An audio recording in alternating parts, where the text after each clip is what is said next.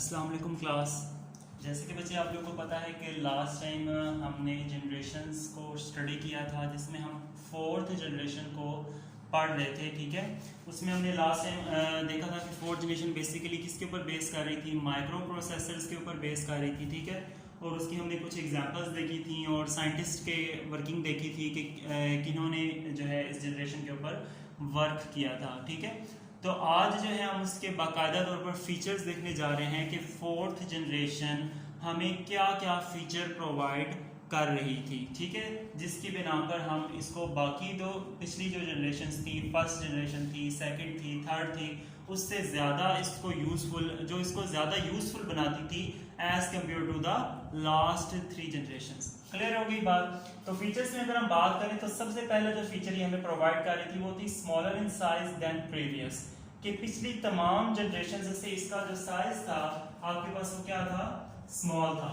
Clear होगी बात। देखिए ना, जितना स्मॉल साइज होगा उतना ज्यादा उसको हैंडल करना इजी होगा।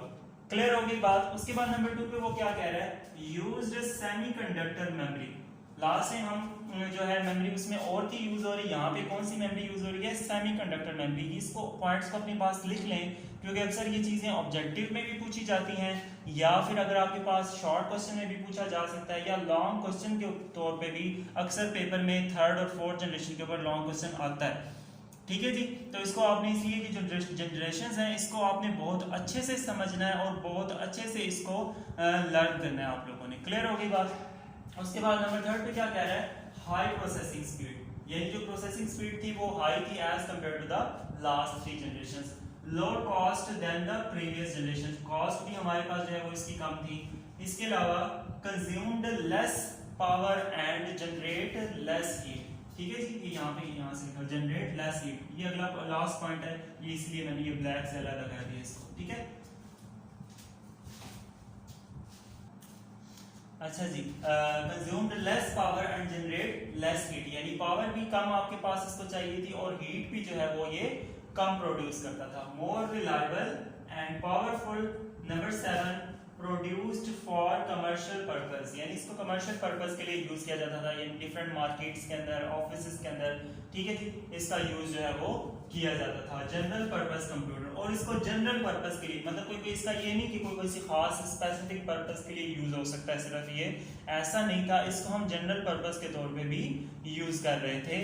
फोर्थ जनरेशन की बात हो रही है। ठीक है जी, and support all types of the high level language, और हमारे पास जितनी भी आपके पास हाई लेवल लैंग्वेजेस हैं उसको ये क्या करता था, सपोर्ट करता था। बेसिकली ये आपके पास जो कंप्यूटर हम आजकल की रूटीन में यूज कर रहे हैं, जिसको हम पीसी या पर्सनल कंप्यूटर भी कहते हैं, ये सारे के सारे फीचर्स उस पर्सनल कंप्यूटर के अंदर पाए जाते हैं।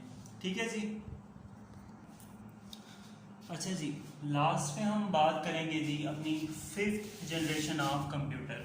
ठीक है जी, fifth generation of computer basically आपके पास बेस कर रही है आर्टिफिशियल इंटेलिजेंस के ऊपर।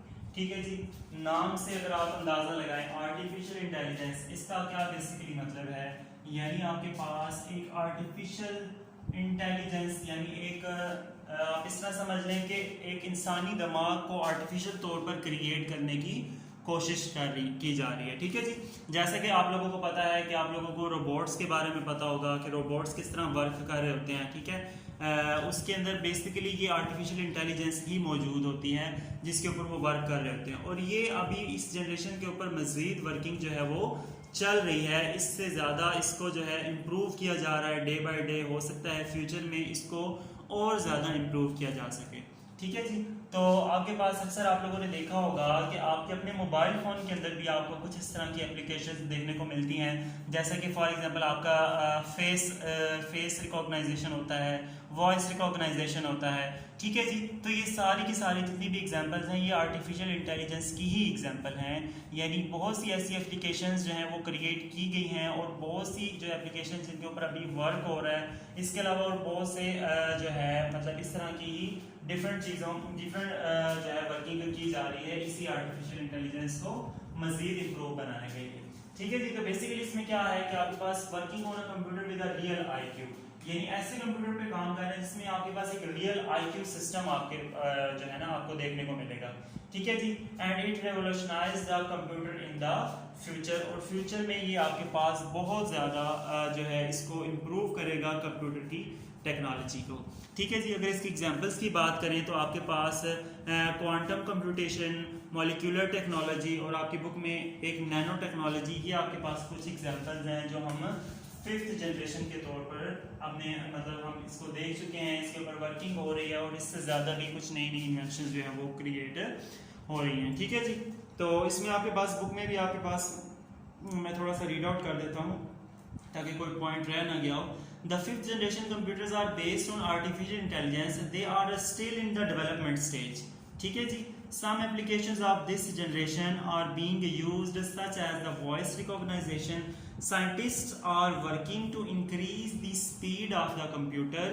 They are trying to create a computer with real IQ with the help of the advanced programming and technologies, ठीक है जी। यानी प्रोग्रामिंग और डिफरेंट जो एडवांस टेक्नोलॉजीज हैं उसके थ्रू इसके ऊपर वर्क किया जा रहा है, ठीक है जी।